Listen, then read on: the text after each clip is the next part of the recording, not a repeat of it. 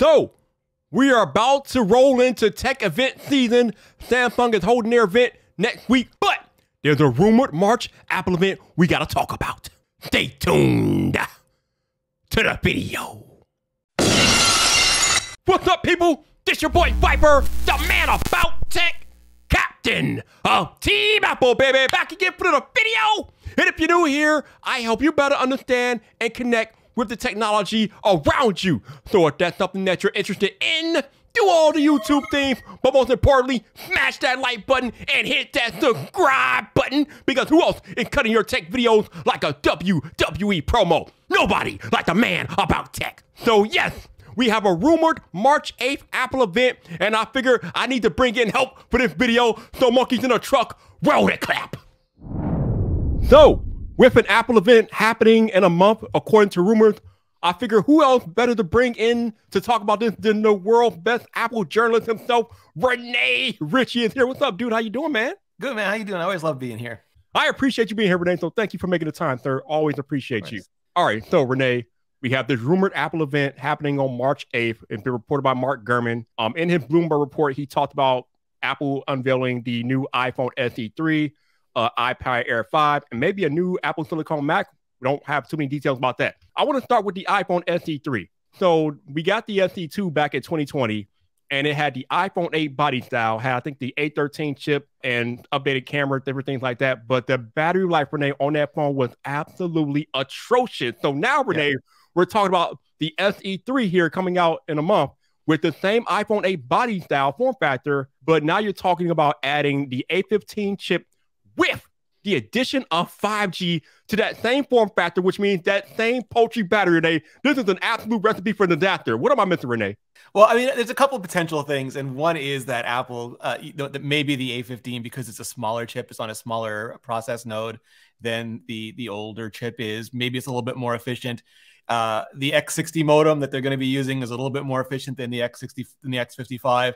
But my hope and dream, my prayer is that Apple has done with this new SE what they did with the iPhone 13 and the iPhone 13 Pro, and that is just slightly increase the battery capacity, maybe even switch to one of those L-shaped batteries. Because like you said, if they're going to put all this new capability in the phone in that same body, they've got to increase the capabilities as well, the capacity. I would hope so, because again, we're talking about putting all this new technology into the phone.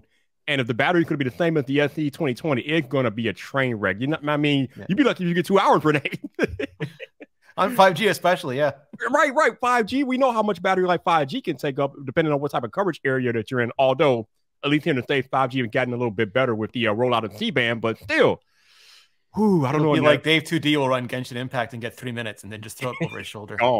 Done, over with. So in addition to the SE 3, we are talking about also possibly Apple unveiling the iPad Air 5. Now, the iPad Air, I think it just came out last year. It had the A14 chip with cellular. It was an 11-inch model. So now we're talking about a new iPad Air 5 with the A15 Bionic chip and the addition of 5G. I don't think the iPad Air, the last one, had 5G, right?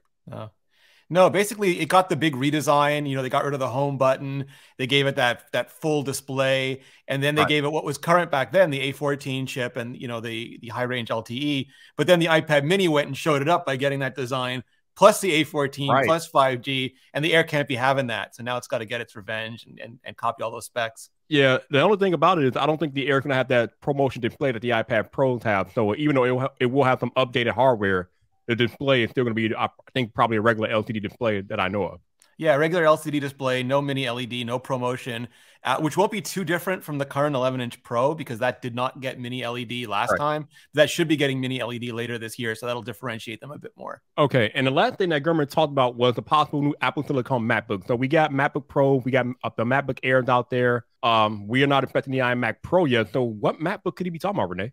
I think he's actually talking about the Mac Mini, the Mac Mini Pro and Pro Max. Sorry, not Pro Max, the Mac Mini Pro and the Mac Mini Max, because those were updated to the M1 back in November of 2020, but it was only the lowest end one. Apple kept the Intel version for the higher end Mac Mini, and we can't be having that, not in 2022. So they've got to take that out and use the new chips that they just introduced with the MacBook Pros, and then that's going to be an incredibly powerful little mini server box. Yeah, there's a lot of fans of the Mac Mini out there. So if this Mac Mini can come with the new Apple Silicon stuff and different things like that, then it will be highly, more ports. Yes, definitely. Yeah. All the ports, man, all the ports. So Another, I don't know if I would say a criticism, but there are a few people out there, Renee, that kind of feel like the things that could be unveiled at this event don't really deserve a dedicated event. What are your thoughts on that? So again, like if you're talking about tech Twitter or tech YouTube, that's like the 5%ers. Yep. And it's true. It's like me, like is this event going to be super exciting for me? No, I'm still going to be interested because I just love seeing Apple events and how they do them and how they produce them and how they market everything. But for a lot of people, like we saw people in our industry calling the iPhone SE2 trash, but then it was extremely popular with a lot of just everyday people who wanted an iPhone but still wanted a home button. Like to them, that wasn't a bug, that was a feature, and the price point was right for them. And the iPad Air, like we're busy with promotion and mini LED and stuff, and they just want a better iPad Air, and maybe they do want 5G. So I think like this is like the give the people what they want show. It's not always about us, it's not always for us, but there should be a range of products, and the pros will get their Mac Mini, you know, with the M1 Pro and M1 Max. So it'll be a little bit of candy for us too, but it's mostly just about good, solid mainstream products. Yeah, and I mean, an Apple event, regardless of what's being shown, is always headline TV for anybody interested in tech, and even the average consumer, because Apple, being the most valuable tech company out there, people are always going to be interested in what Apple is doing. So no matter what's going to be happening at this Apple event, it's going to get eyes on it, and we know that, and a lot of people are going to be watching anyway because it's Apple, and we always got eyes on Apple anyway. There'll be millions of views. Like those videos, Apple streams get millions of views, not like on YouTube, but also on Apple.com that we don't even know about. So it's huge headlines everywhere. So they'll be fine. Okay, here's a more personal question for you. It seems to me that in 2022, there's a lot of brands that are trying to come back to in-person tech events. I know at least here in Chicago, they've announced that the summer and spring festivals are returning to in-person this year. The auto show in Chicago is going to be actually this week. It's going to be in person. We just had CES in person. I know Mobile World Congress is going to be in person. Although we know that Samsung events next week, that's going to be virtual. We expect that Apple's WWDC will be virtual. But I'm curious, for the companies like Samsung and Apple, Renee, when do you think they'll be comfortable returning to in-person events? Yeah, I think GDC even is going to be virtual. That's in Apple's backyard. That's in San Francisco. At least I believe it's in San Francisco again this year. I think I'm not sure about Samsung. Samsung might go a little bit earlier, but I think Apple would never want to cancel an in-person event. So I don't think they're going to announce one until they are 100% rock solid certain that all the major waves are behind us, that we're not going to have to change anything, alter anything later on. Like they don't want to be in a situation where they have to cancel an event, and they don't want to be like in a CES situation where like the number of precautions just don't make it an enjoyable event for anybody anyway. Like there's no real networking in an Apple event. You're there to see and test products. So like the risk and reward ratio, I think they're going to consider it, and then maybe towards the fall, and then hopefully for sure the year after. But they've been incredible at opening and closing Apple stores, and like the amount of knowledge and intelligence and consideration they put into that. I trust them with doing in-person events. I don't necessarily trust everybody else who's doing them, especially when we saw like some of the results of the other events that didn't go so well, like Spike and Super Spreader wise. So I think like they'll be slow and steady with their rollout. Gotcha. So it sounds like, according to you, we could have an in-person iPhone keynote this year, maybe, possibly. Yeah, I mean, it's impossible to predict at this point, just because like we thought, like a lot of people hoped that after Delta it'd be smooth sailing, but then Omicron came at us like the world's worst Decepticon, and you know that was it for a lot of other events. So who knows? It sounds like things are going to even out a little bit, but all the fingers crossed. We're going to wait and see what happens. Renee Ritchie, always appreciate you being here, my dude. If you guys want to go check him out, his channel will be hot linked in the title and the link in the description. Definitely check out my man Renee. He is legit.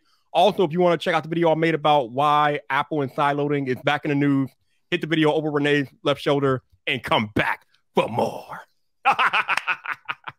Love it.